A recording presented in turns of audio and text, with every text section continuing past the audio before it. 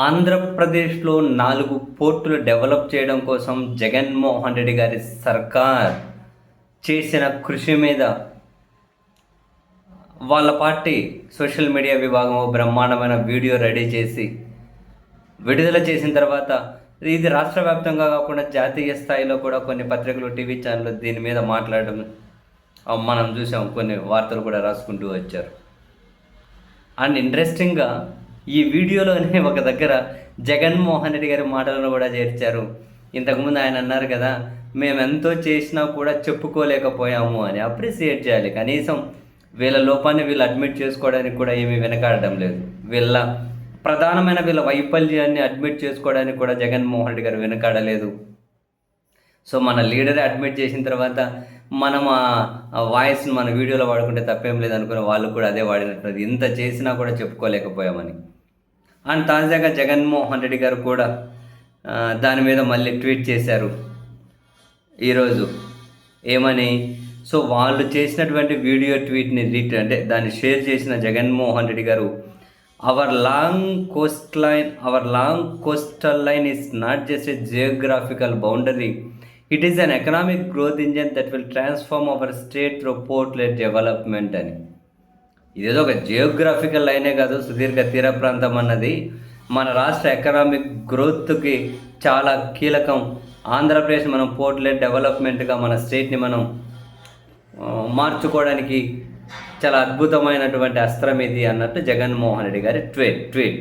ముమ్మాటికి అది నిజం కూడా. ముమ్మాటికి అది నిజం.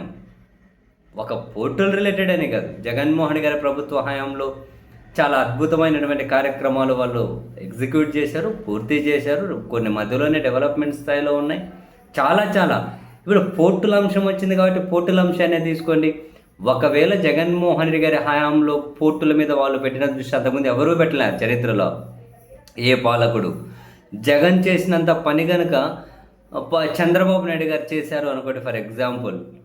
అసలు మనం ఊహించగలం ఆ ప్రచారం. ఇంత చేసి వైసీపీ చెప్పుకోలేకపోయింది, జగన్ గారి టీం చెప్పుకోలేకపోయింది. ఇన్ కేస్ ఒకవేళ చంద్రబాబు సార్ చేశారో అనుకోండి, నో డౌట్ మనం ఈ విషయంలో అంతర్జాతీయ స్థాయిలో టాప్ పోర్ట్ అంటే ఏది ఉంది? సబ్జెక్టు కరెక్షన్, షాంఘై అనుకుంటాను. నో డౌట్ అదే కావచ్చు ఆల్మోస్ట్. ఎందుకంటే టాప్ 8 పోర్టులలో టాప్ 7 షాంఘై ఉన్నాయి. సింగపూర్ ఒకటి 3rd or 4th ర్యాంక్ ఉంటుందేమో. సింగపూర్ని తీసేస్తే టాప్ 8లో వరుసగా అన్నీ కనుక చైనా పోర్ట్లే ఉంటాయి. Top Shanghai. సో మనం డెఫినెట్లీ పోర్ట్లో షాంఘైను ఢీ కొట్టబోతూ ఉన్నాం. షాంఘైని మనం రీచ్ చేయబోతున్నాం, దాన్ని మనం క్రాస్ చేయబోతూ ఉన్నాం. మన టార్గెట్ షాంఘై. మనం ఇక్కడ పోర్టుల ద్వారా మనం షాంఘైని అదిగో 2040 వరకు షాంఘైని, లేకంటే 2029 వరకు, 2035 వరకు ఏదో ఒక పీరియడ్ చెప్పేసి షాంఘైని మనం క్రాస్ చేయాలి, మన టార్గెట్ అదే అని చెప్పేసి ఎంత ప్రచారం జరిగేది తెలుసా? కానీ వీళ్ళు చెప్పుకోలేకపోయారు. కానీ ఇప్పటికైనా కనుక వీళ్ళు ఏం చేశారన్న జనాలకు చెప్పుకునే ప్రయత్నం చేస్తూ ఉన్నారు పాపం.